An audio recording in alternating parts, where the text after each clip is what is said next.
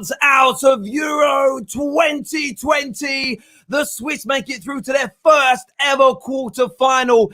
Kylian Mbappe misses the crucial penalty. He chokes at the final hurdle. And this tournament has just been burst wide open. There are no favourites. Nobody knows who's going to win. The world champions are out.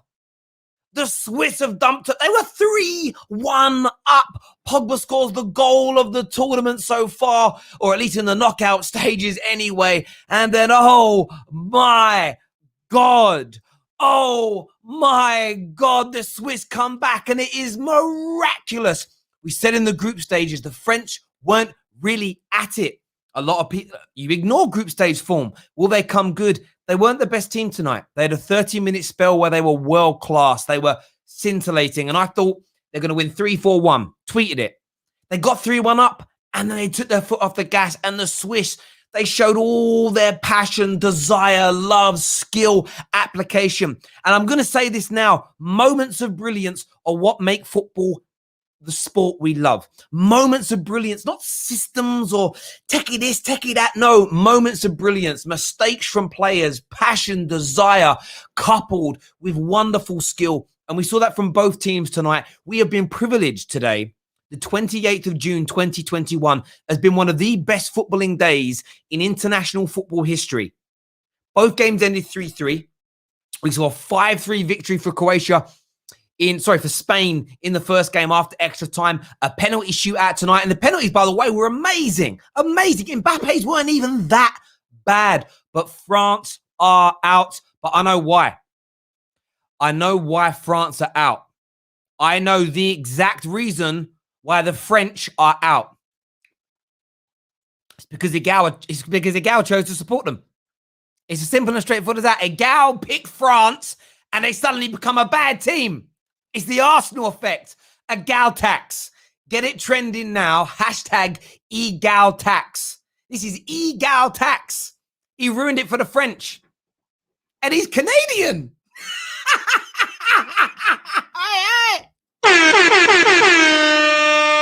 Get your super chats in this evening, ladies and gentlemen. Egal tax. Honestly, if Egal would have picked any other nation, France would have won this. That's what has happened. It's Egal tax. It's brilliant. Do me a favor, everyone who's tuning in. You can still go into our monthly competition. Any super chats over the value of £5 or $5 or $5 Canadian dollars, we will put your name into the hat moving forward. Lots of names added today. Dinesh and Aaron and a few others. If you sign up and become a member today of the Football Terrace as well, you will also be put into the prize draw. Make sure that like button is being smashed as well, people. Let's get it past 1,000 likes while we're live, because one, I know you're here to support us. Secondly, you must have so much to say. We've got Daniel, Tom, KJ, Egal backstage. We're going to open up the lines for you a little bit later. But let's delve into some of these super chats here. I feel for Kylian because I knew he would miss when he was a fifth penalty taker. It was written in the stars. Killian Wilcott is this comment here. Why did that just disappear when I pressed that one? Killian Wilcott here from GB has had his say on this one. Let's keep strolling down here. A few people are saying the visuals are a little bit laggy. Do you know what I think it is? I've got a lot of applications open on my computer. Let me shut a few things down, peeps. I'm seeing it as a little bit laggy as well, to be fair. Let me shut a few bits and pieces down and we'll sort the lag out. If you're still seeing the lag, just refresh the stream. And it'll be all right. I'm not too sure why it's doing it. My internet's good. But anyway, we move forward. A super chat here from Grey Wolf Dinner says Granit Xhaka was man of the match. Granit Xhaka was sensational tonight. He was absolutely sensational. That's it. He was absolutely brilliant. No doubt about it whatsoever. Out of this world, Granit Xhaka. Herdeep with the super chat. There's too many comments coming through. I can't keep up with these right now. Herdeep, where's it gone? Herdeep super chat says, the same thing. Xhaka was immense. Pogba great, but one mistake was costly. Monsieur Ahmed here with a super chat says, Terry, forget the predictions. That's the way it's going. Czechs could win the tournament. It's so unpredictable, and we could see the Swiss or the Czechs do it. Predictions are done now on the Terrace. I might ban them for life. Like lifetime ban on predictions might be the way to move things forward. Pogba is the reason, laughing my ass off. He got cocky after scoring a wonder goal and lost the ball easily for for the third Swiss goal. Typical Paul Pogba is what SS has had to say. Gary Turner says Canadians are just wannabe frogs anyways, is what Gary says. Gal will be the first person that we bring on here to have his say with this afternoon. Selection here with the super chat says straight Man United versus Villarreal vibes, wicked Paul Pogba goal. And do you know where I feel sorry for Pogba? Is that goal now will be forgotten about. That goal is now smudged out of history when it comes to football because nobody cares about great goals from the losing team. They just don't. It will all be about Switzerland's comeback. It will be about their penalty shootout heroics, and rightfully so, by the way, and rightfully so. There's no doubt about that. We're still seeing a little bit of lag. It's because it's saying my connection. What's going on here? What's going on with this connection, man? It's annoying me, frustrating me. There's nothing I can do about it for now. It'll fix itself very, very soon. It just seemed to happen to do it after the biggest shock of the Euros so far. Let's go to some more super chats here before we start going to calls. LFG, I don't know what that means. I don't know. It means something Swiss, probably. You're Swiss. I know you're Swiss. So it must mean something in Swiss, but I can't read it. It's not my camera. The Wi-Fi is going a bit crazy. The internet's probably just blown up. That's why, because of the fact that the best team in the world have been knocked out of a tournament. It will sort itself out in good time. Show him here. It says football has always been about passion, desire, and moments of brilliance. Mario Götze in 2014, Iniesta 2010, and more examples. I completely agree with you. Just writing both your names down to go into the prize draw as well.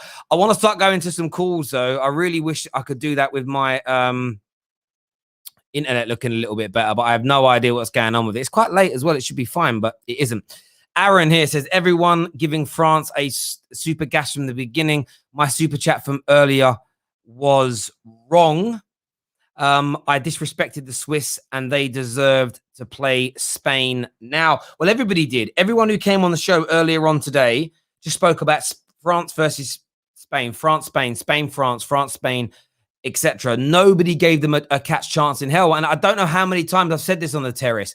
We have, and I'm guilty of doing this sometimes as well, but it's like we've got to get out of the habit of just always just being weak and just predicting what the most obvious outcome is, because you're more likely to be right, instead of saying, actually, this could happen, that could happen. And it's the dismissive nature. You didn't do this, Aaron, but the amount of people that just dismiss it, the amount of people that just dismiss what's going on, like it's like, nah, no way that's happening. I don't know how long people have been watching football, bro. Maybe it's a new thing. I have no idea. Let's jump into some more of these super chats here. Loads have been coming through. First one says, Paul Pogba's goal will now be forgotten in history, like Michael Essien's against Barcelona. The fault is with MBAPPE and the French defense. Yeah, they weren't very good tonight at all. If I was the PSG owner, I'd sell MBAPPE to Liverpool for 60 million euros as a punishment for dropping another disaster class. I'm sure you Liverpool fans would love that. Alec here says, England are bound to balls this up. Listen, I'm not even talking about how this has opened it for England publicly. Behind the scenes, I'm singing it's coming home. But I'm not confident that it's coming home. Trust me, I'm really, really not. Alpha here says, Pogba was outstanding. Xhaka also immense. It's a step back for MBAPPE in his career path. Not close to CR7 or Messi level, but he will bounce back. Remy says, the beautiful game. And that it was. That it was. There's a comment here that says, as I said the other day, we have to start putting some respect on lesser teams. Pride for the flag, passion, teamwork, cohesion can beat talent. It levels it up. The days of Mickey Mouse 6-0 matches are long gone. And you're absolutely spot on. You are spot on about that. There's no doubt about it whatsoever. I've got to start bringing some callers on now to have their say. First up is going to be a gal. He obviously supports France. He's gutted. Another bit of disappointment for him. Egal, give me your thoughts.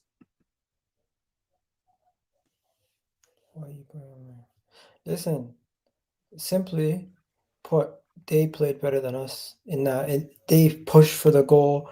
They absolutely showed more heart. These guys, barring a couple moments where we took the lead and Pogba scored his goal, the majority of the game they were dominating. Like, not dominating in possession, but like the team that showed that they were trying to score a goal. Once we got the lead and Pogba scored the goal, it's almost like, you know what, we just sat back and we said, you know what, we're not trying to go for it anymore. And every time we got into a final third, we weren't as threatening. Where whenever they got into a final third, I was like nail biting, to the point where at one point, Granit Xhaka having a free kick at the end of the game was a nightmare, because I felt like he could actually have scored that and ended the game right there. I want to just say, yo, Pogba played good. Benzema played well. The rest, Conte played well. A lot of the players played well. It's just, I don't know what went wrong, in the sense, as a team, they weren't as unified. Longley, what the hell are you doing for the opening goal? How are you getting dunked on? Makes no sense. Literally, the guy was 2 feet in the air before the guy even jumped. He didn't even jump. Made no sense what Longley was doing for the opening goal. The second goal is just the defenders lost a man, and they were looking at their ball watching the whole time. Next thing you know, it's a goal, right? The third goal, now Pogba and these guys, I'm not going to blame Pogba. It's a whole catalyst of errors. Pogba losing the ball, then the defender's not picking up the man, and then the center back trying to make a rash last minute tackle when he just needed to stay in front of him and guide him towards whichever area he needed to take him to. Lloris could have won the penalty shootout before it even got to that point. Like, I'm not gonna lie to you, I've seen France play terrible before, and I've seen them play well. And surprisingly, surprisingly unsurprised that Mbappe is the one that missed the penalty, because he's been having a terrible tournament, and I've been trying to say, you know what, this is how it is. But you know what? He's just been underperforming. He missed sitter after sitter this whole tournament. He could have easily had 4 to 5 goals. It's embarrassing. Well, he missed an absolute gilt-edged chance in the latter stages of the game, and he went with his left foot and he cut it wide, and he did have a poor performance. And look, he's a young lad and he's entitled to have a bad international tournament. I don't know what has made football fans believe that the world-class talent or the top-end players don't have bad tournaments, don't have bad games, don't drop disaster classes 10, 12, 13, 14, 15 times a season. It's very, very normal. The reason people don't believe this is true is because they watch the highlights of their brilliant games and they just think, MBAPPE, he never does what Sterling does. He never drops a performance like Rashford does. Now, he's better than both those two players, but people just think that the players like Kylian Mbappe are infallible. And, I felt really sorry for him missing that. It's a horrible feeling that he'll be having tonight. But he's exceedingly talented. He's going to 110% bounce back from this. There's no doubt about it. But, I mean, this tournament, though, has been smashed wide open now, hasn't it? Because, the favourites in France have gone out. 100%. And I'm just shocked that Granit Xhaka dominated that game the way he did, and was able to pick out passes the way he did and just do everything the way he did. It was ridiculous. On top of that, their right back, whoever that guy was, this is the tournament of the right backs or wing backs or whatever you want to say. You got Melier, all these other guys doing madness, and you got this guy who came in today, picked out a beautiful ball for that goal, and it's just like, wow. Honestly, I don't know what to say, Terry. I think at this point it's anybody's game, and we're just gonna have to see, because at the end of the day, majority of the favorites are gone, as you said. England or Germany are going to be gone next tomorrow, and who knows? You guys could then lose to Ukraine, or you guys could then lose. Exactly. I don't think there's any counting chickens. Igal, look, mate, we'll get you back on with everybody else really, really soon. Commiserations on going out this evening, mate. Thank you. Zane here says, Igal, France should have played Lacazette over Mbappe. That's a new one. That's certainly a new one. Next on the show with us tonight, we're going to go to Kesh is here. What you saying, bro? Not much, man. Yeah, that game, bruv. Listen, today just been a madness of football. All the teams just balling out. But listen, Switzerland, I felt they was played very well. And I said this before kickoff. I said, listen, they're going to make this a very difficult, rugged game for France. And they proved me right. Xhaka's played exceptional. But I'm not going to get on a bandwagon and start saying Xhaka shouldn't move away. This is something I've said so many times. You go to Syria and it will suit the way they play over there to a T. Today, it wasn't exactly difficult for him because Kante and Pogba wasn't exactly getting in his face. If you give Xhaka time on the ball, he's not a shit footballer. He's got technique. We all know what they say about left footers. They're very cultured in their left foot. He can pick a pass, but there's no pressure on him. And that's where you're going to see the best of Granit Xhaka.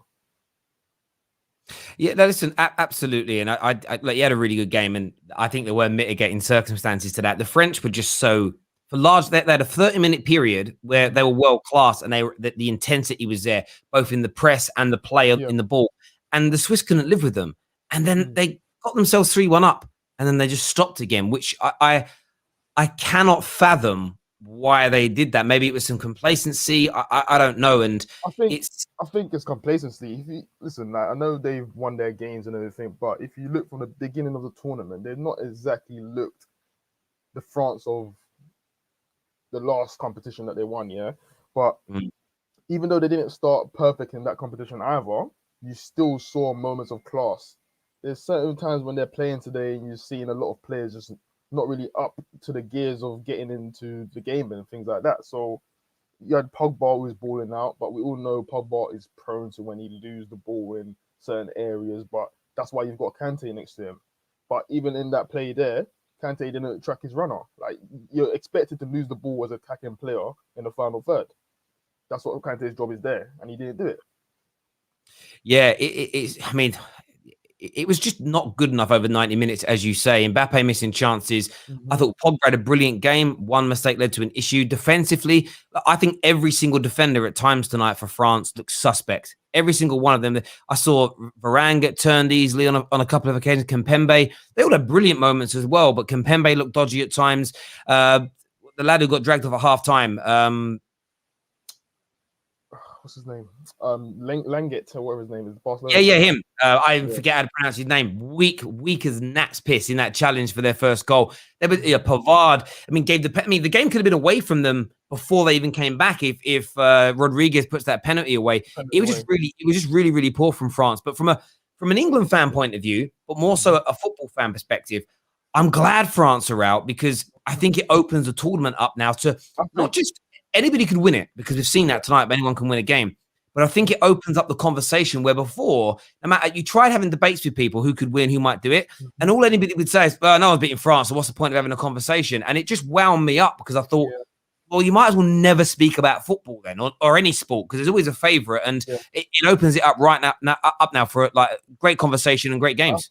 I think it's a level playing field for many teams in the tournament now. I just feel tomorrow England just need to go out there and be positive. If you get either Germany or England get through to this next to the quarterfinals, you expect them to get to the final. They have to. There's no better time and place to win a major tournament for England than now. Totally agree, mate. Listen, we'll get you back on with everybody else soon, mate. Top man Kesh, thank you very much, brother. Mark says, I truly wonder how much this Euros where teams are playing all over the place is affecting the mentality and physically. No time in the same complex could really affect players. This is massively benefits England. It does. I mean, but then you've got to look at it this way. The Swiss had 3 more days rest than France, but Swiss have traveled more miles than anybody else in the group stage. So there are elements that level up and level out. But yeah, I certainly think that could play a part in this tournament for teams that are doing more traveling. There's no doubt about it. We had some more super chats that came through at that point as well. Do you know, that really annoys me that it does that, so I've got to remove that. First one here, I need to just go to these. Sorry, because I end up losing them. They've got to find a way of sorting this out, StreamYard. This one, first one is from Nathan, who says, Terry, my wife wants to know who you would bet on to win the Euros based on the teams that are left. Who would you put £100 bet on? Nathan, don't take my advice on this because it's only a guess right now. Italy or Germany would be the two that I would bet on. If England beat Germany tomorrow, I may throw England into that hat, but I make Germany the favourites tomorrow, even at Wembley. Their pedigree at tournaments is far superior to us. You can't ever write them off.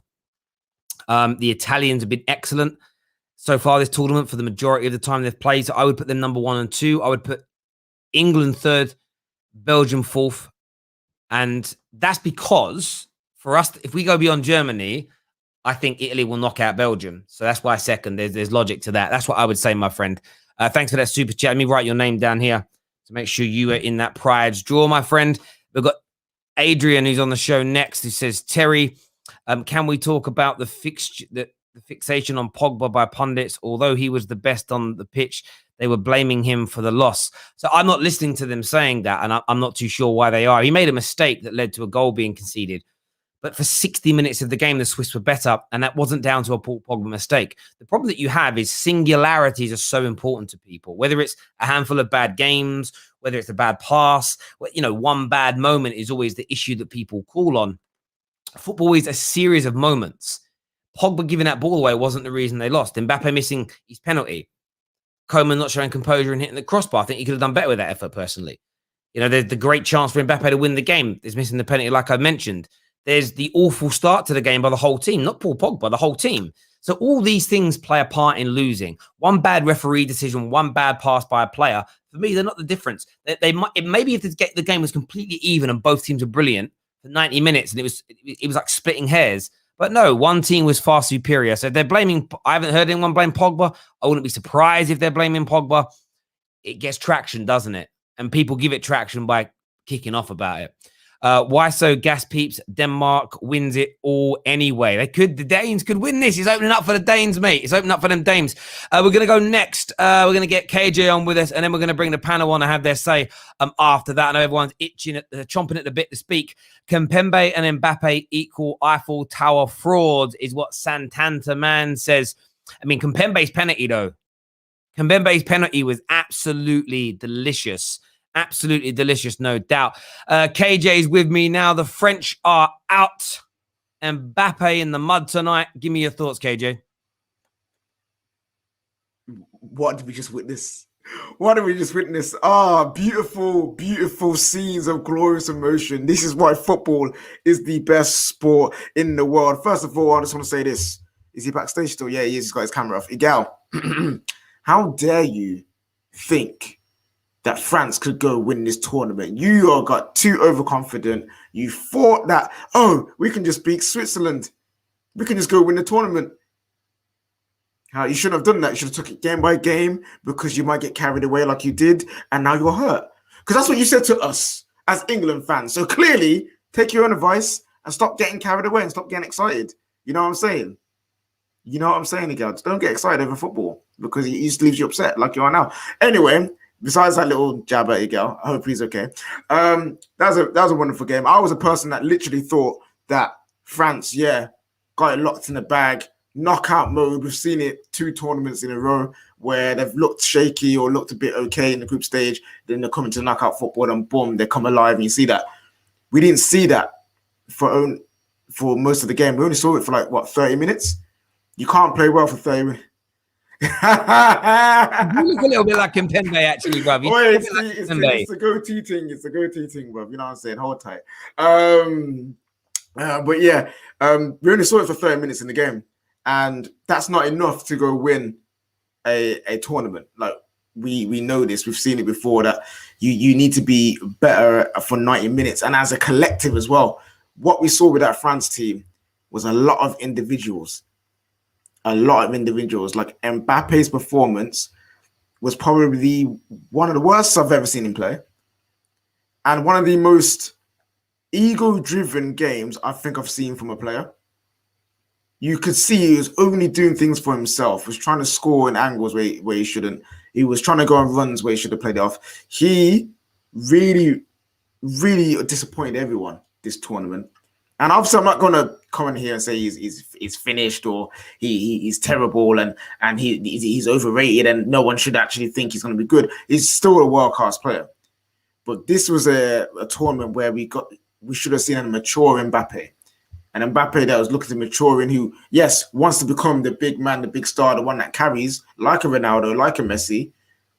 But to do that, sometimes you have to sacrifice your game for your team. And I feel like he didn't do that today. And it was very much...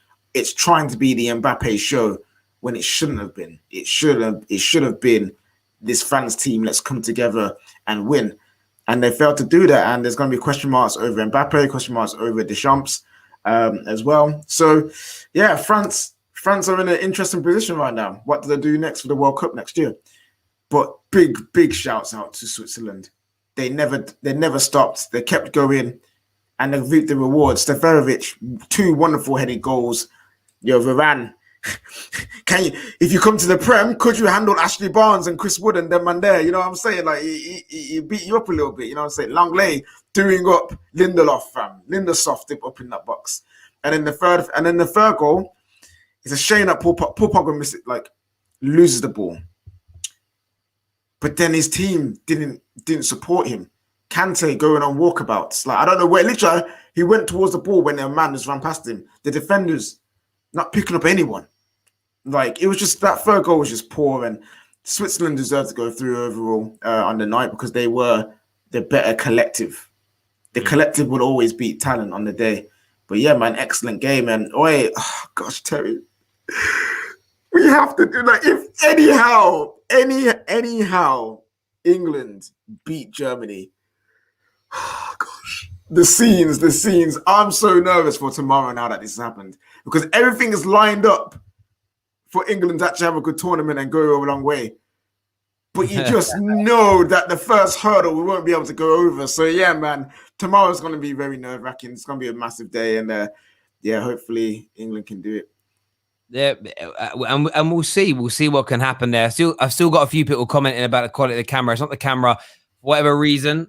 My internet is playing silly buggers tonight. I can't fix the internet, so it's just going to be. It is what it is. But KJ's on now because he's got master access. It will pick his and everybody else's camera should now be okay rather than mine. So maybe. Yeah. Oh wait. Was it someone who said KJ fix your potato internet? What? Yeah, what? Oh, look at how the tables have turned. My brother. I know. Honestly, my internet where I live is terrible. We're so bad here. We've been on my street's been on the news twice in the last few months because like the complaints have gone in. Anyway, Dougie here says a moment of silence for all those that thought France would easily beat the Swiss. Heineken are loving this.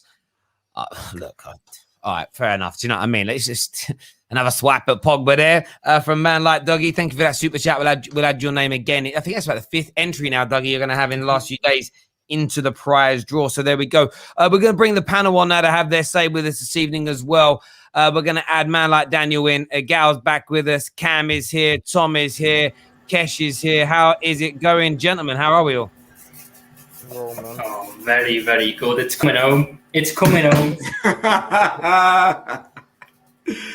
I will live and die on that hill. It's coming home. Hang on, Tom, there's something really noisy in your kitchen. Yeah, let me sort it out. Cheers, mate. Thank you. Honestly, I don't know what that is. Fridge, dishwasher's on. I don't know. Daniel, I mean, what an amazing day of football today. Yeah, man, fam, we could easily forget the Croatia-Spain game, man. That was a great game as well. End-to-end football. Croatia deserve a lot of credit for, I think, giving us an entertaining game. You know, this is the same guy that told me that Jorginho wasn't going to start. Wanted to put that bet on the line as well. You know what? I won't even get onto you, man. But France was an easy pick, and it just didn't happen for you. But it's a shame, man. It's a shame. But nah, in all honesty, though, I just want to say that the punditry is so poor in so many ways. Firstly, how they just did not even talk about Switzerland in the pre-game build-up. Like, it was all about Vieira and France. It was all about France are just going to roll through this and do it easily. Then the post-match punditry, I watched a little bit of that, how they were talking about Pogba and whatnot, and how they were just disrespecting and disregarding his whole performance and just concentrating on the fact that he lost the ball, like, and making it seem like it's a thing and whatnot. And look, at the end of the day, there were a number of mistakes across the pitch for that goal. Pogba made a mistake. Kante made a mistake. Kimpembe was just poor for that goal as well. But all in all, you know, if we be honest, France are the world-class team and showed their world-class capabilities in that 30-minute period. But across the whole game, I actually think Switzerland deserved to win because they showed up. They wanted to play. I think in the first half especially, they showed they weren't trying to just sit back and let France have all of the possession as well. So yeah, I think Switzerland deserved it, man, if I'm being honest. Yeah, I think you're absolutely spot on there, and I haven't seen any of the stuff about Paul Pogba, but I think the ignoring of the Swiss is a madness. Look, when France turned it on, they were absolutely scintillating, but you can't take away from what the Swiss did. They scored 3 goals tonight against the world champions, and the Swiss are not renowned for being hype. Yeah, they were good goals, and they're not renowned for being like a prolific goal scoring nation. So they definitely deserve credit. On Paul Pogba, I want to go to Cam on this. I mean, he seems to be getting pelters now because he made one mistake in the game, but he was sensational tonight, wasn't he? He's the best midfielder in the world. When he doesn't have defensive duties, he's the best midfielder in the world. I don't care what anybody says. He was incredible today. That was fun to watch. Like, just everything he did. Honestly, he should have had an assist, at least 2. The one where MBAPPE completely he had a clear shot on net, and he should have scored that from a beautiful pass from Pogba again. It's got to stop. Like, the Pogba slander is just so ridiculous. He's such a nice guy. The dude just goes out there, does his thing. He changes his hair, and of course, everybody talks about his hair. Nobody talks about half the other dudes who changed their hair in the tournament. Like, the guy went out there, he played his heart out for the team. I really enjoyed how he looked like a leader too. Like, before the penalty, after he hit his, what did he do? He went up to Lloris and kind of gotten him and been like, you got this, you know? So not only is he leading by example, because he led by example all over the pitch. Yes, one mistake is not enough. I'm sorry. When you saw the whole defense get turned all game, I don't even want to talk about the mistake because there were so many players that made mistakes on that play, and the defense got turned all game too. So you can't just be like, well, he made one mistake. Cool, man, whatever. He also bossed the midfield. So when I talk about Paul Pogba, and I've said it multiple times, I think he's the best midfielder in the world. Like, I've always said this, like, we either pay him or let him go for free, because no amount of money will be good enough for Paul Pogba. You can't, like, there's nothing you can put on a player like Paul Pogba. KDB's right there. There's a few players in the world, you just can't put a dollar sign to what they're worth at this stage. Just like Messi's never been able to be bought. Like, Pogba is moving into that conversation. And it's unfortunate that, like, yes, our team isn't good enough at United for him to show that every game. But Paul Pogba in a world-class team is unplayable. Unplayable, plain and simple. He absolutely is. And what I would say, I actually agree with what Anita has said there about the punditry. And you're right, that the commentators, Clive Tilsley, legend of a man, Ali McCoist, I think, has been a breath of fresh air during this tournament. The same as, I'm now forgetting her name, the lady. Emma Hayes. Emma Hayes. Brilliant. I think it's because it's a different voice that you don't normally hear, and it's a new perspective. Plus, she technically, and her analysis of football is amazing. But why would it not be? She's an elite level manager. But like the punditry side of things, what I would say is this: pundits now are paid, even the pros. They've picked it up from watching YouTube, in my opinion. You need to be controversial because you need to get people speaking. You need to say something that's going to be trending. Even right down to Talk Sport, you get the Trevor Sinclairs and the Jamie O'Hara's. Every day there's this outrageous take that trends. Do you know the best way to stop the Souness's of this world saying things about Pogba that wind you up? When anyone says it, ignore. I keep saying this a lot about socials. To stop things blowing up on socials, do you know how you stop them blowing up? Just don't talk about it. You stay silent. It's like Scotch Egg Club. Do you know what I mean? You just never talk about Scotch Egg Club. You just keep silent, don't mention their names, and it goes away. But you don't. They realize the media are very clever. Every time Pogba scores, whose name trends? Well, either Graham Souness or Bruno. One of the two names always trends. So what do you think the media are going to do? They're going to pull on that thread because people care about it. So we know how good Paul Pogba is. The commentators know how good he is. His teammates know how good he is. Our rivals know how. We all know as United fans how much our rivals know how good he is. Forget the pundits that are going to go after him because they're doing it for your reaction. So I would say don't give him that pleasure. However, I want to throw this out to a few people here. I want to go to who hasn't spoke yet tonight. Tom really spoke tonight. Tom. KJ made the claim, and we had a super chat from Blaze that said that he can't see MBAPPE winning a Ballon d'Or, basically saying that it's the MBAPPE show and his ego is his downfall. KJ's kind of alluded to the same type of thing that, you know, tonight he was trying to make it all about him. Do you think that the poor performance at this tournament from MBAPPE has been because of ego, or is it just a bit of bad form? Where are you at with how MBAPPE performed at Euro 2020? It was disappointing. You know, we had a really bright start against Germany. You know, had a really good goal ruled out for offside. I think that might have damaged his confidence a little bit in a weird sort of way. He might have been wanting to, you know, live back up to them expectations, trying to do everything himself.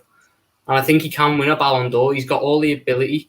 He just needs that extra selflessness. Realise that there's 10 other people on the pitch with him who are there to do a job, to help him, not to play against him. Use them, and they'll help you out. Because when he does that, he's got all the ability to become the best player in the world. It's just the mentality, but that's sometimes in football the hardest thing to get right. Yeah, I totally agree. I mean, did anybody else? I mean, Gal, you're a fan of, you're a French fan. That's the nation that you chose to support in football. Do you think Mbappe was arrogant tonight? Was it his arrogance that led to those chances being missed, or was it just a poor performance? Where do you stand on what KJ said tonight? I feel like at times he got into his own way because he didn't trust Coleman. When Coleman came in, he had chances to link up with Coleman, but instead he would take it upon himself to be the finishing article. Where you seen Griezmann in a situation where he could have taken the shot, instead he chose to do the right thing and pass the ball to Benzema. And I feel like Mbappe at times was taking it upon himself to try to win the game, where he could have just played linked up with somebody, played the extra ball, done something else. I get it that he did create the second goal also to Griezmann, but at times I always question, like, is his final ball, his final decision making there? Like, this guy is world class. Don't get me. He's one of the best players in the world, but even he can make mistakes. And today that he made a couple mistakes. And at times he almost looks very predictable because he's going to take it upon himself to try to win the game. Terry, can I speak on Mbappe quickly too? Yeah, of course. Because like I've been thinking about this. Big game players show up in big tournaments. They show up in big games, and he's super young, so he's lots of time. But I think the pedestal people have put Mbappe on this early so far has been too early, if we're going to be honest. Because like we got to be honest here. UCL final, he didn't show up. He wasn't great in that game. No, I'm not going to stop it. I'm just going to hold on. When we knocked him out of the Champions League, he didn't show up in the second leg.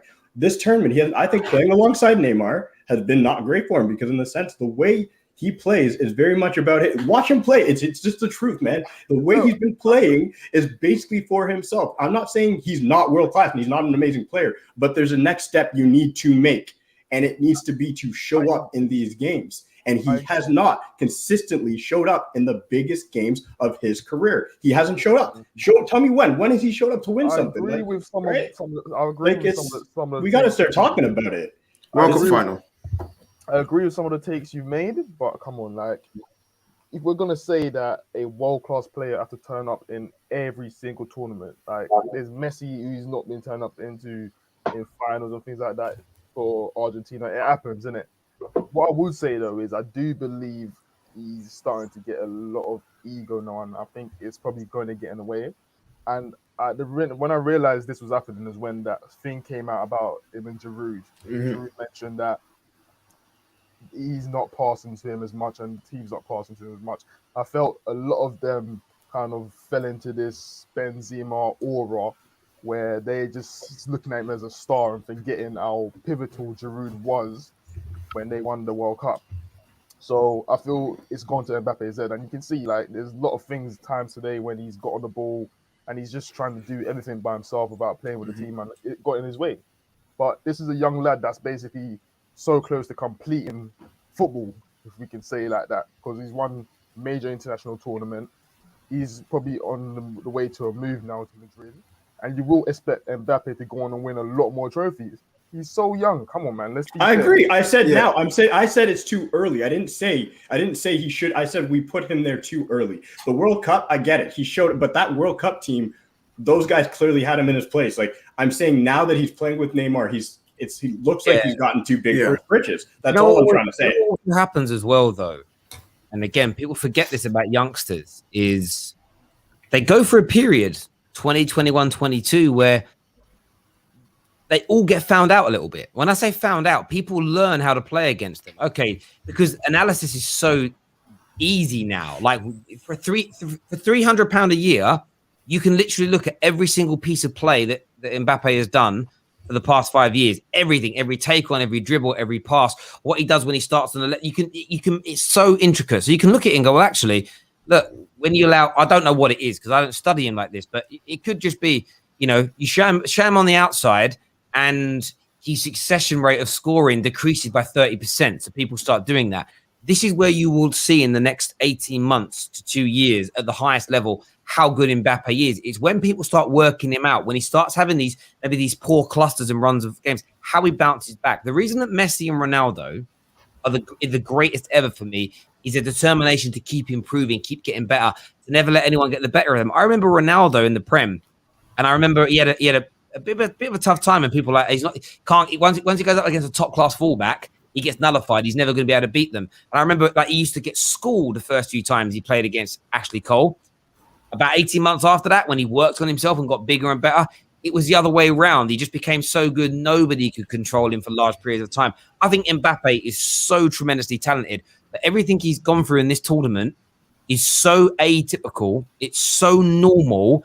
I just don't think football fans realize it, because they look at Messi and Ronaldo as they are aliens. They are freaks to do what they've done for the past 12, 13, 14 years. Nearly every single world-class player out there that you can imagine has had a bad tournament, or has had a bad run of form, or has gone months without scoring. This happens all the time. It's so normal. But Terry, even more so than on a technical level. I don't know if anyone mentioned it already. Obviously, I just jumped in. I think something that you can't even analyze properly, or should I say, there's no statistical output, is pressure. When he went into the World Cup, when he was with Monaco, there was no pressure on him. Monaco weren't supposed to get to the Champions League semi-finals. France, well, obviously France might have had a good team in World Cup 2018, but Mbappe's a new kid on the block. The pressure's on the likes of Griezmann, the likes of Pogba, Kante, etc., etc. He can go there and just play freely, because whatever happens is not his fault. He goes into a Champions League final on the back of years and years of improvement and breaking records, etc., etc. People now expect. He goes into this Euros, and people have said France are winning it. Mbappe will be player of the tournament. Mbappe might be top goal scorer. People expect, and I think Mbappe therefore expects of himself, it's now my duty to win this for my country. It's now my duty to win this game.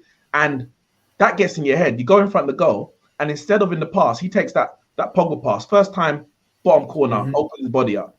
Now he's overthinking. All right, I need to make sure I get in the right position to get the perfect goal. And before you know it, the ball's overrun. It's pressure, and you can't account for that.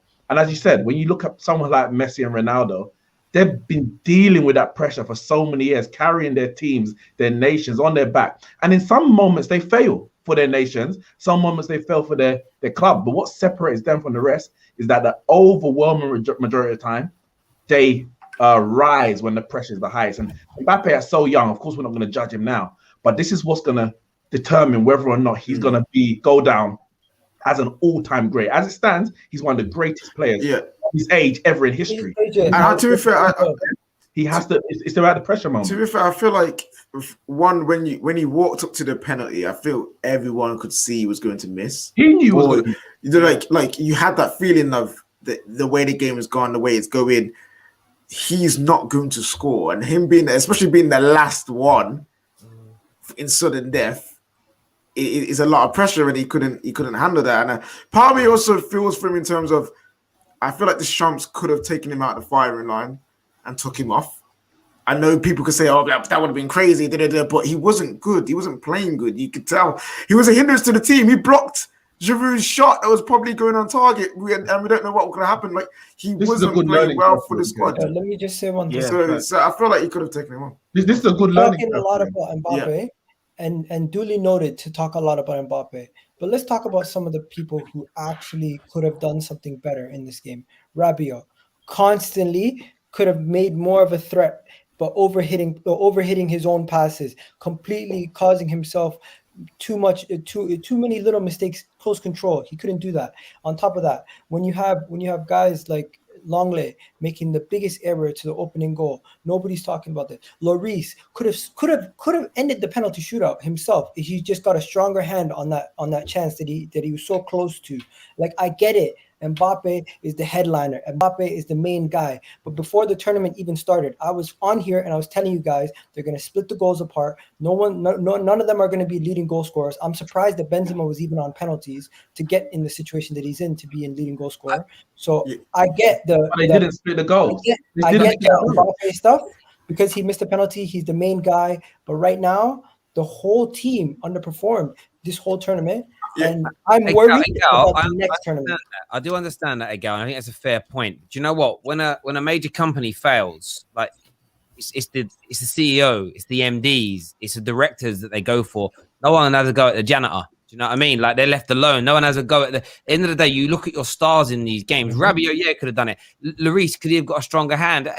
Maybe. But people are talking about Mbappe's entire tournament, not singular moments in these games. And yes, everybody was bad. And we spoke about Paul Pogba tonight, but he had a pretty good tournament. We spoke about how poor they looked defensively tonight as well. But Mbappe, he had key pivotal moments. And I wouldn't say anybody on here has written him off as a player and said, that's it, he's trash.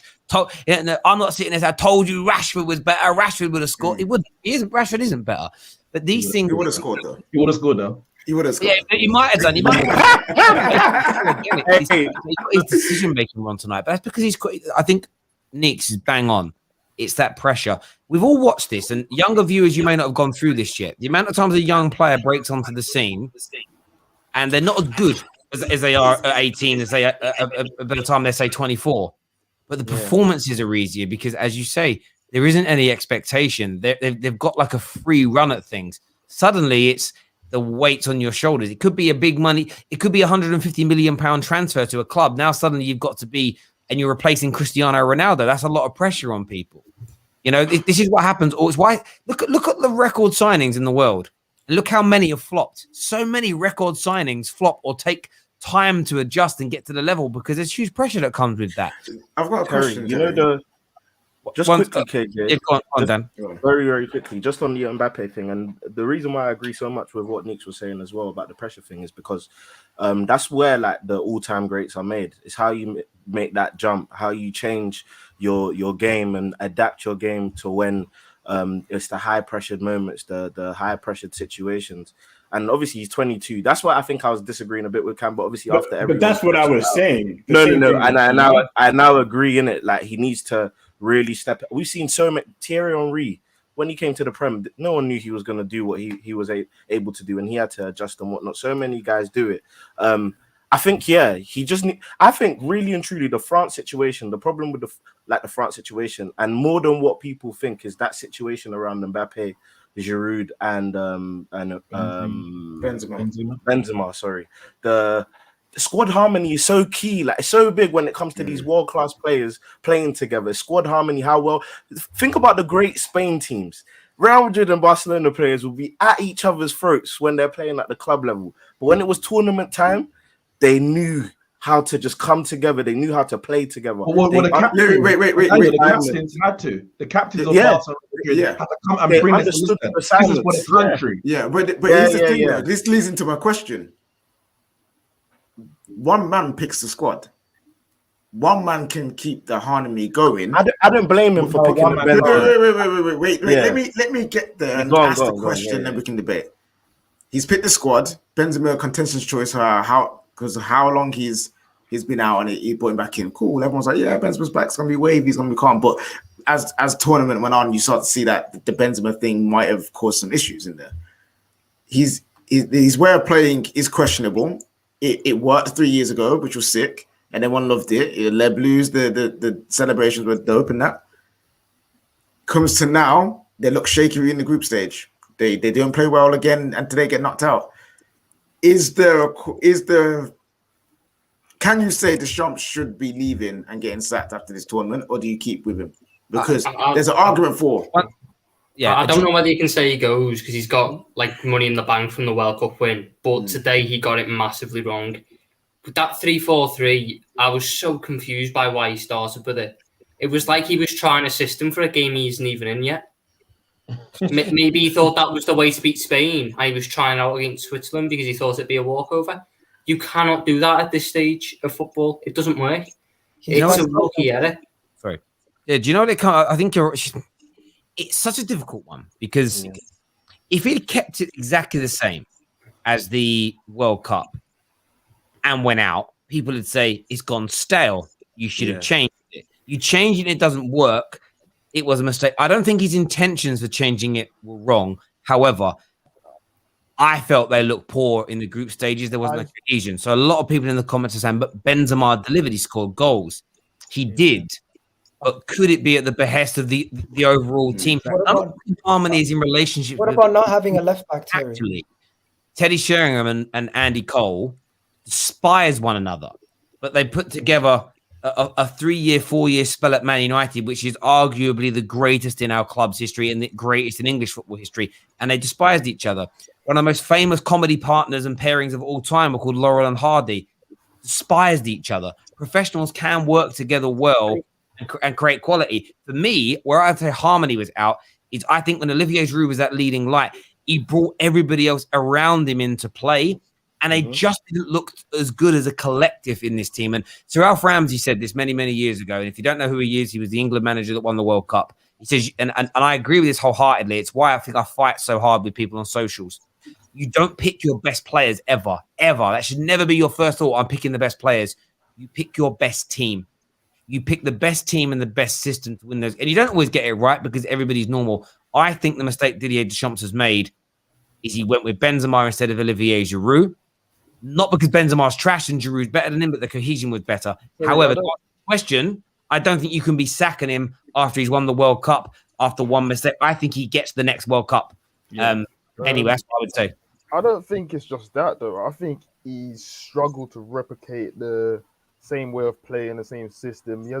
People forget Matuidi was a big component in that team. And the likes of Tolisso, Rabiot can't exactly replace that. So I feel what he done today was, okay, Mbappe's not shining. Can I get him a bit closer to Benzema, see if they can interchange and get him on the score sheet? Because if you're going to a final, you need Mbappe firing. So I think he kind of overcomplicated it and just went for that, and it didn't work. Sorry, 1 second. Interesting comments here in the comment section from the viewers. You've got Fanita saying agreed. You got then Benzema did bits. Then you got a spot on. Then a nah Terry. Then this is all cap. Benzema delivered. My only response to that is this. Benzema played well as an individual. Benzema delivered as an individual. But it's not about, tournaments are not overtly about individuals. It's about the team. And they weren't good. France didn't have one good game in this tournament where you looked at them and said, they were really good today. Not one. And they should do with that talent. So, sorry, go on, Gal. Okay, are we going to negate the fact that he's been the French manager since 2012 and they only won one major tournament? When they were in a European tournament, they lost. Before that, honestly, I get it. We weren't doing that well. But when he came in after that tournament, I was like, yo, we got something special. Then France will win the World Cup. I'm like, sick, right? At this point, I feel like he should just leave. And he's left winning a World Cup and let someone else come in and steer the ship. Because at this point, every time you win the World Cup, the next tournament, you get knocked out early. If you bring in another manager like a Zidane who can manage the talents that you have and already knows the big characters over there at Real Madrid, he could do the same thing for the World Cup, in the World Cup, the next World Cup. And you know what? I think that would be better off than having Didier Deschamps go into another major tournament. It just makes more sense. Yeah, you know what I'd say? Obviously, there is a talk about Zidane. The France that he took over was an absolute mess. If you remember what he actually picked up, there was a lot of senior players, the likes of Evra and Nelka, to name but a few. And under Raymond Domenech, I think it was, they were an absolute mess. And he's had to rebuild that. He didn't take over a France team and say, all right, 2014 World Cup, we're going to go win it. He couldn't do that. He had to basically rebuild his national team, obviously build his own team, get his own players through. He got to obviously the final in 2016, lost to Portugal in the final. Partly unlucky to lose the final. They were clearly the better side, didn't take their chances, played some very good football at times during the tournament. Then he won the World Cup.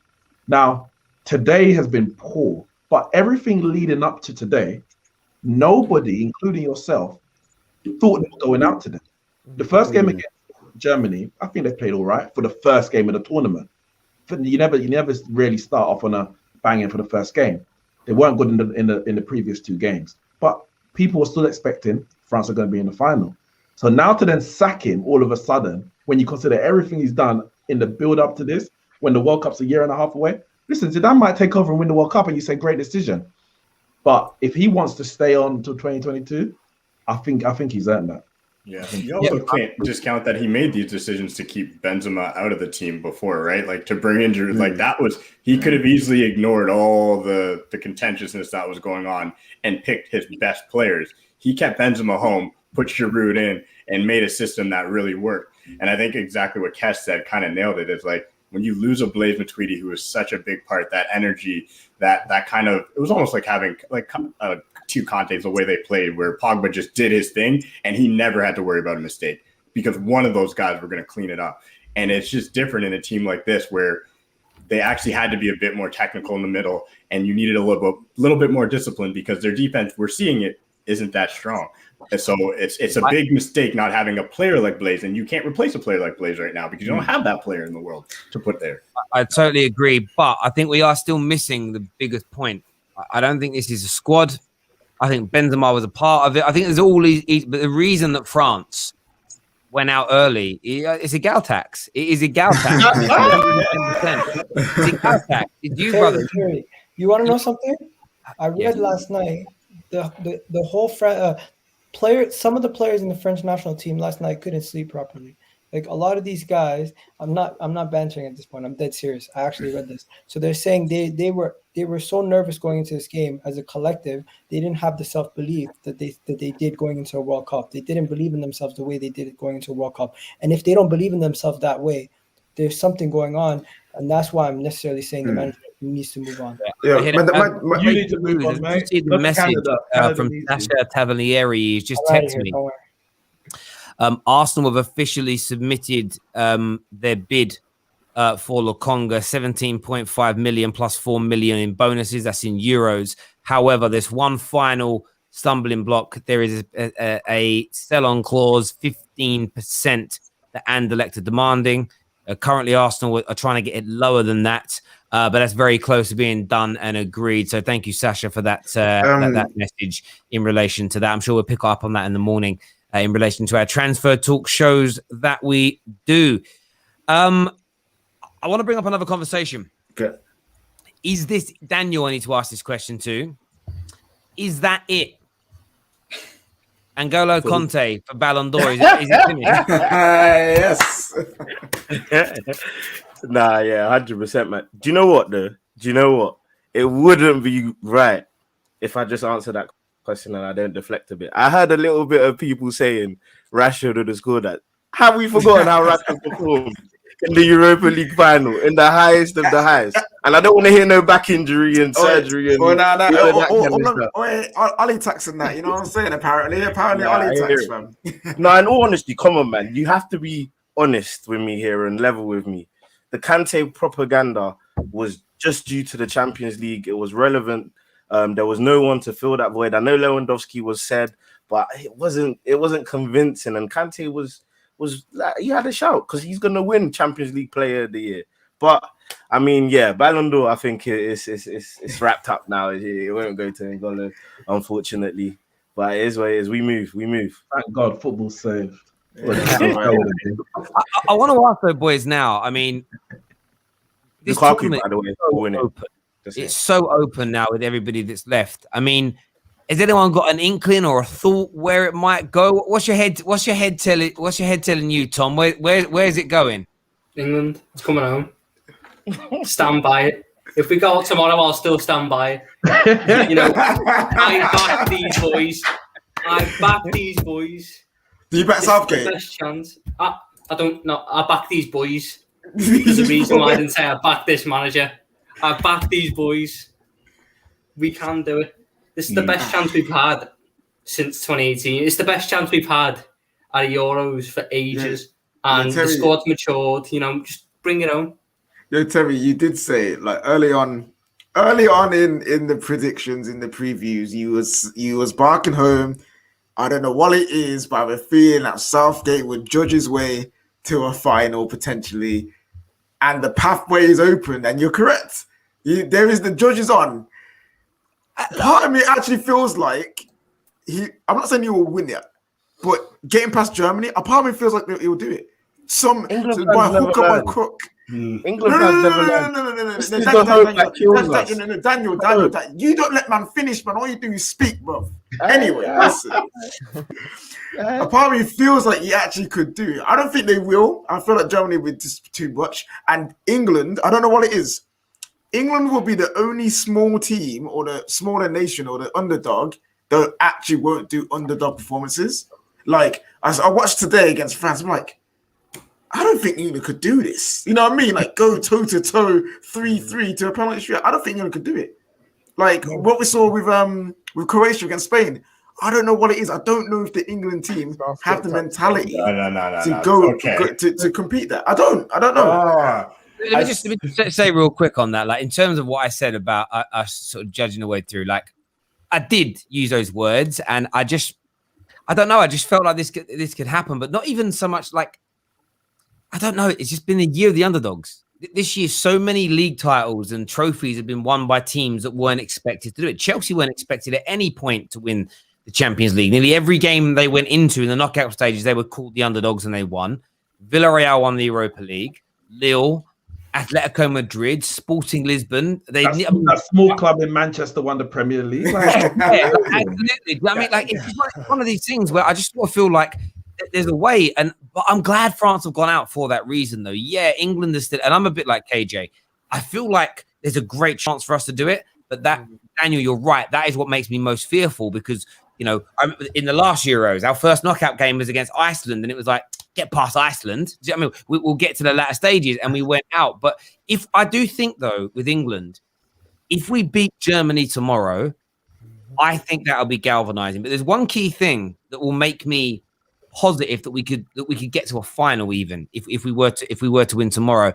Is how our defense looks. And the reason I say that is because so far at this tournament, everyone that's looked dodgy defensively in the group stages has looked pretty much dodgy defensively when it's come to the knockout phases as well. If England are resolute defensively against Germany and we're hard to break down and beat, I'm going to start buying into what Sam Matterface was saying. Sam Matterface interviewed some of the coaches in the England staff, and they, we're all moaning about how defensive we are. I mean, I know we all know it's a conscious choice, but it was done because their belief is through looking back at footage of the last 6, 7, 8 tournaments, it's been teams that have been not overtly expansive in attack, very good defensively, maybe a little bit boring to watch, that have won the tournaments. And that's what England have been gearing towards for the last 3 years, is playing that style of football. And at the end of the day, look, they might not win. If they don't win, then the plan hasn't worked. But let's see what happens now. With France being out, for me, it is literally anybody's tournament. And England have to be considered as one of the top 3 or 4 favourites because of the player that we've got. Yeah, exactly, though. But you just said that favourites, it's the year of the underdog. So if England automatically go in as favourites, surely then it means we're still an underdog. If we're the full favourite, we're still an underdog. Like we're underdogs tomorrow night. I don't care if it's in front of 44,000 English people. We're going up against Germany. Compared to us, their pedigree in this tournament is ridiculous. It's like if it was a very good Real Madrid team versus even a very good Arsenal team in knockout stages of the Champions League, who are you putting your money on? I struggle to let you guys do this, man. I struggle. No. Oh, I struggle letting you guys do this. You can't call England underdogs. You can't. You guys are fourth. You can't. In my opinion, you guys are the 4th best team in the world coming in. I said this at the start. Before the whole tournament started, I went at every one of all you guys, all you mans at the Terrace. I said, I cannot believe the lack of, like, what's the word I'm looking for? Belief that you have in this squad. On paper, the most. I get it. I understand. Listen, I get it. The past. When was our last title? All that I understand. Get it. But I don't live in the past. I do not live in the past. I don't look at the past. I look at the now, and I look at the team now. It has like easily the most decorated team in this tournament right now. Team's fine. It's a great team. Team is fine, bro. Southgate is not a great manager, but the style of football he is playing right now is exactly what you need to win a tournament. That's what he's doing. So when I hear this, like, this, and then sorry, based on what I've seen though, but based on what I've seen to answer the who's going to win it, based on what I've watched in the tournament, Forza Azzurri, the Azzurri are going to win it because the way they're playing, attacking wise and defensively, they're the best team currently from watching. But coming into the tournament, I said England had a chance. And I did say this to David on stream. If England face Germany, they will win that game. I believe the final will be England versus Italy because Belgium, unfortunately, has 2 massive injuries they will not be able to overcome. That's how I look at it. But you guys got to stop with this whole. We can't, though, bro. We can't. I get it. It's just so. England have been playing football for over 150 years. And we've been to one final. I honestly, like, and this is, I've said it the other night, the reason I'm so desperate to get there this time, my dad's getting old. Do you know what I mean? I'm pushing 40, bruv. Like, we don't do it this time. The next time this happens, like, my Archie might be my age doing this. Do you know what I mean? There's Freya, married for 10 years with 2 kids. That's how long it could be, bro. It I'll could keep be the faith for you guys. Then. But this is why, I'll Cam. keep the faith. But this is why, Cam, I had England as my dark horses. I wouldn't put them as favourites because of everything. I think there's teams that are better, even in terms of players. There's teams that are better in terms of manager, and then there's teams that got the history, the pedigree, etc. But I know England's got quality players, and despite the manager, I wasn't even thinking about the tactics of the last X amount of years. Now that you say it, Brazil 2002 is probably the last expansive team to actually win a major tournament, at least World Cup and European level. Copa America is a different argument, but I just felt that if England, you get a decent draw, and I don't know what you class as a decent draw now, England's got quality players to win those games, even if it's not pretty. And I also did say the one team in the group of death that England can be, I think, is Germany. I think they would lose to Spain. I think they would lose to France, lose to Portugal. God knows they might have beat them anyway. Both of them are out of the tournament now. But I do think they can win tomorrow. And I did have them on dark horses, which means I was expecting a semis, or I was thinking they can get to a semis or a final. But if they win it, it can't be a case of, they were good enough to win it. There's no reason to be like overly excited. I think it's a great achievement for this England side to actually win the tournament, as opposed to like a France or a Belgium who go into it as one of the favourites. That's fair. When I talk pedigree, I get it. I think one of my biggest issues though as well is that like there's this thing of if England lose, because my thing is, look, I just don't think Southgate's the guy. I think he should go. I don't particularly like what he does, but hey, do you know what? He has a system where it's defense first. And I think being an English fan, like you're just like over analyzing, and you always want to think about the negative scenarios and whatnot. And one of the biggest negative scenarios that plays on in my head is if what's happened in this tournament so far happens, where suddenly your defense can't hold up and it becomes a shootout. Who can score the most goals? Like, we've got the talent who can score goals, but we don't have the system in place that creates an abundance of chances for us to score goals. And that's one of the things that's going through my head. Second thing going through my head is those little tactical changes, those tactical things that need to be done in certain games that will require us to go to that next level. Because look, at the end of the day, I'm not as confident in beating Germany as a lot of other fans are. Like, a lot of people are telling me, yeah, Germany are the team you want to face. If there's a big team you want to beat right now, yeah, Germany are not the best right now. England can beat them and whatnot. But I just think, like, why is everyone so confident that we will beat Germany, because Germany are not that good? But I'd rather face Portugal, to be fair, because I'd rather face flipping Ukraine. Like, I'd rather face. I totally hear you. I totally hear you, and I'm seeing a lot of people in the comment section saying Terry is only calling England underdogs because he doesn't want to face the banter. I will call England the favourites now if I do not see one more single comment from any fan, I don't care what country you're from, that says we're trash or we're bad. For me to accept us as favourites, you all need to be praising us. I want to see you all sit there and bow down and say England are amazing. England have got great players. Unless you're saying that, how am I playing it down? It's like when people say to me about Man United are trash. Oh yeah, we haven't got a chance of winning today. Why would you say that? You must have. Well, are we trash or are we a good team? It's down to you to say. All I've heard all tournament is how bad England are. So why suddenly when I say we're underdogs, after you've said we're bad, am I the one playing it down? So get back under your rock and do one. That's all I'm going to say to you. Laurie says here, I just feel if we go 1-0 down, we will struggle to attack with Southgate's system. We'll see. Like, we haven't been in that situation yet. Like, we if we play false nine, Sterling would be fine. Stop it. Listen, when Kane gets subbed off and we're playing false nine Sterling and we win 2-1, come back to me, innit? Come back to me. You're asking Raheem Sterling to score goals in precious situations. What do you mean? He scored all our goals. He scored all our goals. I'm not having it. I don't care if you're not having it. You don't have to have it. You're not having it. No. I'm sorry. I'm shutting you down. You're not having it because you still think he left you because Liverpool. Oh no, I don't care. I don't care about it. We've moved on from it. We've moved on from it. We're bigger and better. You lot started all the abuse. Everyone loved Raheem Sterling until the Liverpool press went after him for being greedy. Yeah. You lot created the Raheem Sterling hate. That's all I'm putting out there now. Raheem Sterling could do as much as he Blood on can, your but that hand. Leon Miss Blood sticks on in your my head. head. I'm only messing. I'm joking. We are That starting a Leon movement. Miss sticks in my head. We are starting a movement on the terrace, though. And whether you support England or not, if you live in the UK, I'm going to go UK wide with this.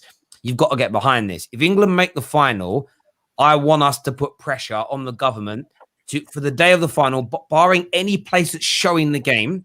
I want every place of work to be shut down. It's not allowed to operate, right?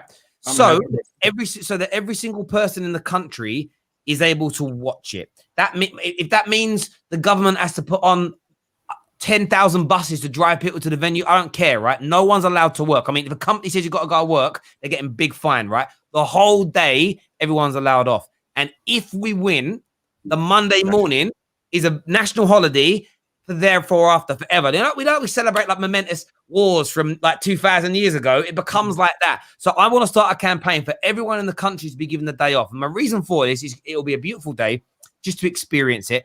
It may never come around again in any 150 years, one final. 150 years, one final. Let's just say though. You want to know what's confirming? You want to know what's confirming that nothing can be open from say midday. Nothing should be be open in the game. So pubs and restaurants can be. The whole country can come off. It'd be great. It'd be good for everyone's business, but it'd be good for who's going to be doing anything anyway? Do you know what I mean? Who's going to go to a craft fair when England are in a final? Anyone who is doing that needs to be examined. That's all I'm going to say, right? We're going to start this movement to get England shut down. This is the lockdown we all want, right? We want the lockdown on that Sunday. We're going to start this movement if we're in the final. Someone says not living in the UK, but let's go, Tessie. My guy gets it. My guy gets it. I agree with this, Terry, because when the Raptors won the championship, Toronto and like most of the can't just shut down. You could my workplace was shut down. Like I don't work in sport. They were like, "Yo, don't come in." So I agree with you. They should shut down England. We're in the round of 16, guys. Win the round of 16. I agree, but I'm just trying to give you guys some good vibes, man. This actually hurts because I wasn't there for that. And if England win the England win the Euros, I'm not going to be in the country. So it's just a sign. Igual tax is real. Igual tax is your get out of here, bro. Oi, leave. Igual is basically the football terrace version of Drake. Right. You know I mean, you're done, bro. No, Terry. He said, "Come on, England, though, bro."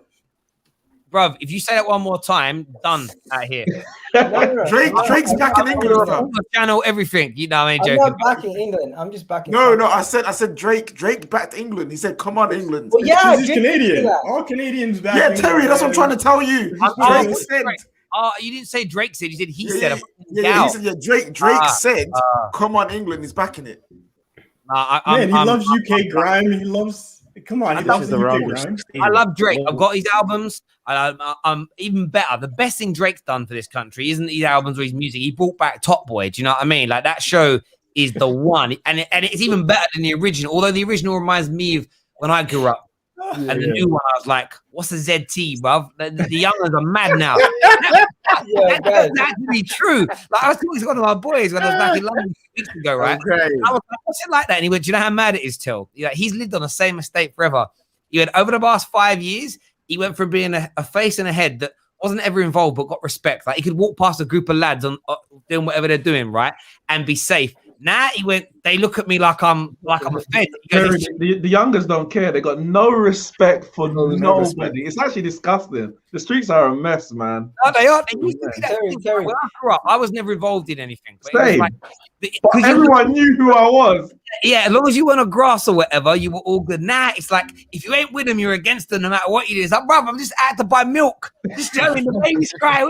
And that's why you should go watch Genocide, Jerome Daly, S Maverick. You know what I'm saying? If you haven't seen it yet, go watch that. Oh yeah. Trust. You know what I mean? Good video. Comment here that says, Anita, it really is. It says it really isn't. Yeah, because she said it's coming home. She's giving it the gas. She's coming out. You know what? It's 100%. But when honestly, we've got to do it. Like we've got to shut the country. A few people said, the people take it seriously. Oh, you're shutting the economy down, bruv. You know how many people are phoning in sick anyway? Terry, football terrorists, everyone here. Me and Daniel apparently bad vibes, according to Anita. If Germany beat England, I will come out and say my full chest, it's coming home and let's go, baby. You know what I'm saying? Like I will do it. I will do it. I think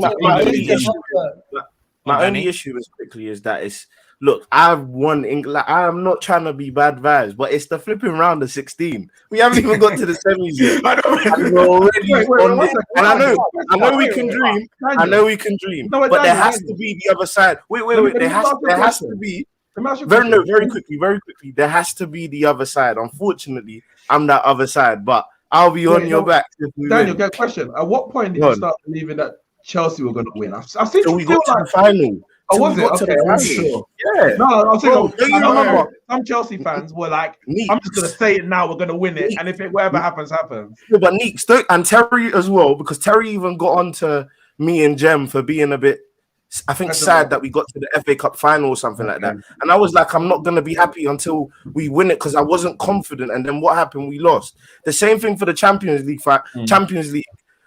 I was just nervous about saying, yeah, we're gonna go out and win it. That was my problem. I do. You know what it is about this? Do you know what it is about the whole "it's coming home" thing? And I as a proud, when it comes to sport, I'm very proud of my nation in every single which way because it's sport, and it's a case of it's a national movement. It's something that, like, during the last World Cup, it was just a stupid phrase where everyone comes together over it, and we need to start building that momentum up because if it goes pop tomorrow night, it goes pop. But if we start the "it's coming home" movement and it builds up all tomorrow and we beat Germany, do you just know how amazing it's going to be going around London, going around the country? It's a feel-good factor, man. And that's what it should be like. It should be like a festival. It's basically a home tournament as well now.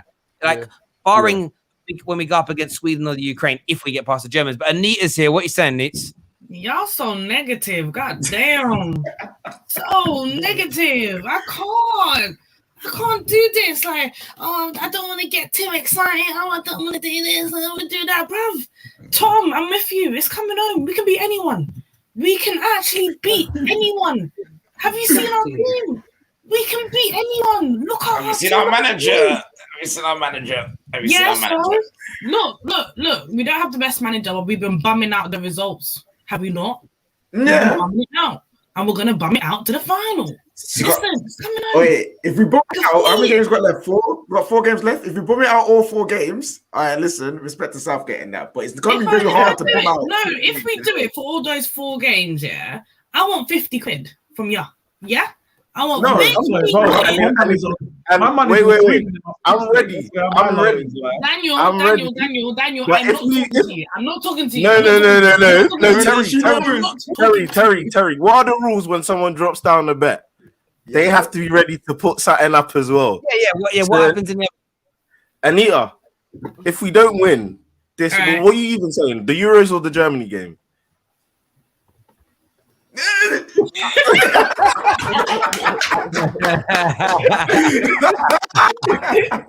believe. She wanted to lay down the bet and get all rewards and no risk, bro. That's what when this finishes, right? And I'm getting edited and prepping for my show tomorrow morning. I'm gonna have all the music songs on in my ear, but like I listen to everything, the football songs. I listen to some Russell Watson, hymn shit, anything that's like English football. I'm gonna be listening to tonight. I'm not gonna be able to sleep now because it's only just in the last 10 minutes hit home. We're playing Germany tomorrow in a knockout game. This is just fuck North London derbies, fuck Manchester derbies, this is England, Germany, all that history. I don't sing the silly song. Because there's no point. But I want to beat the Krauts. So much. Yes. I'm actually going to bring my boy Dirk tomorrow as well, one of my German pals. He's getting shit tomorrow. Like, he's in trouble. I'm not eating no sausages for 24 hours. Nothing, bro. Nothing German. Nothing German in this house now. Terry, are you going to do it back? Are you going to do the John Barnes rap if they win? Live on air, Terry. You know what? Yeah, anyone who's watching this is a super chatter that doesn't think we're going to win tomorrow. If we lose, I'll do a stream in just the lederhosen. No T-shirt, nothing. Just lederhosen, right? If we see that. Yeah, and if we win, I'll do the John Barnes rap. That ain't a forfeit to me. You got to well, I'm going to set a price for that because a forfeit, and we'll give half of it to charity. What's the price going to be for that? For me, wait. How much? We're beating the crap. You have lederhosen at your house? I'll buy one. I've got Morris dancing kit and Pearly King and Queen. Food for thought. Croatia and Czech Republics looked a lot more potent in their other games than they did against us. Yeah, but do you know what that is though, bruv? Like, my view is this. Round of 16. But it was the goal difference for Croatia. They were 1-0 down against us in the opening game, and it was like they didn't care. I think they didn't want to lose 2 or 3-0 because the goal difference might have kept them out, maybe or whatnot. But like I'm not. Yeah, it changes, no doubt. They had the Yorkshire Pale in the midfield. Well, you can't deal with that. You can't stop that. You just got to accept it. You just got to accept it and hope. The Yorkshire Pillow, and we had the East London Claude Makaleli, bruv. Like it's all good, brother. Just to help the cause, I'm gonna tell you guys, it doesn't matter. Italy's winning. No, they're not. Sorry, Gal. Wait, is your country even in the competition to compete? Hang on a minute. Leave Canada out of this. Do you know what I mean? Man's Canadian. Yeah. Him on the stream. Selective hearing, I guess. Selective hearing. Did you hear what I said? No. Did anybody hear what I said? Yeah. I understand what he's trying. Now I get what he's trying to say. He's trying to do Egaltech. I get you. I love you. Gal, I love you. You're French, bro. You're French, bro. Well, listen. I told you. In the predictions, judge the way all the way to the final. Germany's winning tomorrow. You know what, though? You know what? If we win this Euros, I want a knighthood for Gareth Southgate and I want a new manager. Exactly that. No. Knighthood and I'm gone. But that's also another reason why I wanted it to happen. Do you know what it is? Like none of us watched the Sir Bobby Moore, Sir Bobby Charlton, Sir Jeff Hurst. We didn't watch any of these players. Wouldn't it be amazing to be young enough to remember for the next 40, 50 years of our lives, like the Harry Kanes, even more importantly for me, the Sir Raheem Sterlings, the Sir Marcus Rashford should be a Sir anyway. Imagine those guys getting knighted because of that. Like Sir Jordan Pickford, Sir Tyrannosaurus Rex. It's got to be a world. Sir Aaron Ramsdale. That's what we need to see. Aaron Ramsdale. You need to leave Sterling after that, boy. You can't be Sterling's back if that happens, mate. For sure. But you can't be knighted off of a Euro, right? You got to win a World Cup. You can't be knighted off the honestly, right? Sterling or Rashford scores the winner in the final. I don't want them to be knighted. They should be allowed to be fucking king, bro. Hand it over, Charles. King Rashford, bro. Do you know what I mean? Hand it over just for a week. Just let Rashford be king for a week because that would really piss the gammons off. Do you know what I mean? Just do that. Even better. You take Rashford, you take Raheem Sterling, and you take Tyrone Mings, and you put a statue of them, and you put it next to Sir Winston Churchill, just to piss some certain people off, bro. That's what you're going to do. Listen, all the people who protect the statues and that, they'll be the first ones who'll be out there being like, we got to take those statues down, boys. We can't be having it here. We can't be having it. Nah, listen, I don't want people... Sorry, what's this? I don't want people ever again to abuse players that score penalties. He only scores penalties. Who's a fool now? By the way, officially, Mbappe didn't miss because penalties are not real. They're a fugazi. They don't count. Yeah, I always remember as well. There's someone who's shameless. Anderson of Man United. I remember he did an interview because it was I think it took him 4 years at Man United to score a goal, right? And he got interviewed about 3 years in, and they said, "Oh, are you ever going to score a goal?" And he, when you could tell someone's being serious in that answer, he said, "I have scored twice." And he said, when? He said, well, I scored a penalty in the Champions League final. And everyone it was like, okay. And then he mentioned another game he scored in. It was a pre-season friendly. And I was like, do you know what, bro? That is levels to depravity. There we go. Listen, Sir Bellingham. Yes, Sir Bellingham would be good. I like that. I like the sound of that. I like a little bit of that. It sounds good to me. That was like a nursery rhyme. That's a little Sorry, bit. I didn't think I said that out loud. Sorry.